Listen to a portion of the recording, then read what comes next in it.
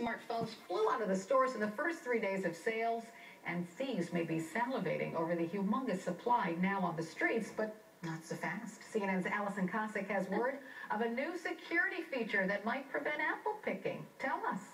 So, Carol, what's interesting is, I don't know about you, but at least I'm used to getting parking tickets from the New York City police and getting software advice from them. But now it turns out New York's finest are actually asking us to do something if we have an iPhone. They're saying, go ahead and download that iOS 7 now. The NYPD are big fans of Apple's new operating system because it has this new feature called Activation Lock. And according to the blog All Things D, the new feature actually forces you to enter an Apple ID and a password before you can turn off the Find My iPhone app. So this would obviously be a deterrent for thieves.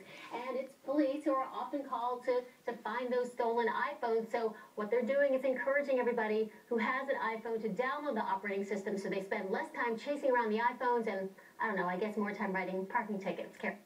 As if it wasn't as obvious enough, you know.